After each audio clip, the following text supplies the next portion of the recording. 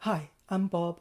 Welcome back to 5 Minute Econometrics, a course focused on fundamental econometric concepts and estimation methods. In the past topic, we discussed omitted variable bias in estimating the effect of policies or programs on an outcome variable. If the omitted variable differs systematically between program participants and non-participants, the OLS estimates could be biased. A causal relationship between the program or policy and the outcome could not be established. Today, we will explore another challenge: self-selection.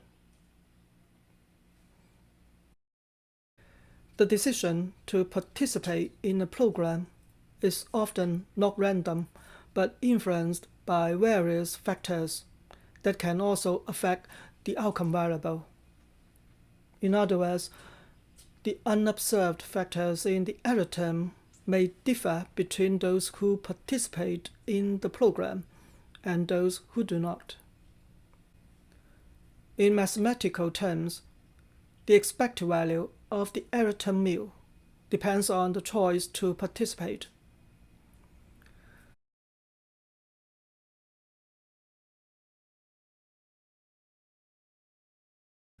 The correlation between the error term and the program dummy variable may consequently lead to biased OLS estimates. We can view the self-selection as a special case of omitted variable bias, where the omitted variable consists of unobserved characteristics that affect an individual's willingness to participate. In the job training example, a person's willingness to participate in the job training program could be correlated with unobserved personal characteristics, such as laziness or disobedience, that we cannot control for in the model. These unobserved personal characteristics are likely to impact an individual's earnings as well. As a result, the OLS estimates may be biased or inconsistent. Self-selection can lead to sample selection problems. That is, the sample we collect is not random, but rather the result of self-selection. A well-known example is estimating the return to education for married women. The sample consists of married women who earn wages, with the outcome variable being the logarithm of their hourly wages. However, married women who stay at home are excluded from the analysis. To accurately estimate the return to education for all married women, we must consider whether our sample truly represents the entire population of interest. It's possible that the sample differs systematically from the larger population, and we need to control for the probability of married women's labor force participation in the model, as in Hackman's two-step method. Omitting a relevant variable or self-selection into a program are examples of endogeneity problems in the OLS estimation. When an explanatory variable is correlated with the error term in the model, the explanatory variable is considered endogenous.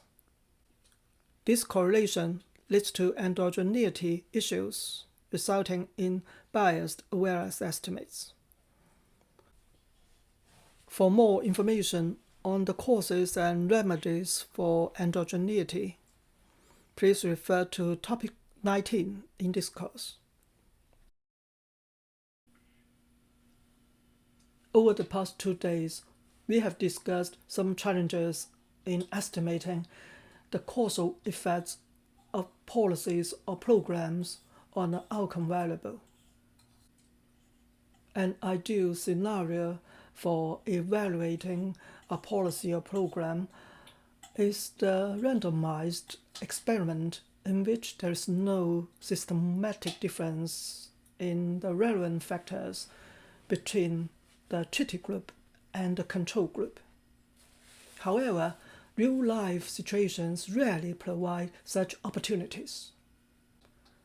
Two common issues we face are omitted variable bias and self-selection. To alleviate omitted variable bias, we can include control variables in the model, as in the job training example, where the OLS estimates change dramatically after we add an control variable related to race. Self-selection is another challenge because participation in a program is not determined randomly. This could also lead to systematic disparities across groups, or a selected sample that cannot represent the entire population of interest. With the estimation methods we have learned in previous topics or will explore soon, we are likely to establish the Ceteris Paribus relationship between the policy and its outcome. Thank you so much for watching this video. See you soon. Take care.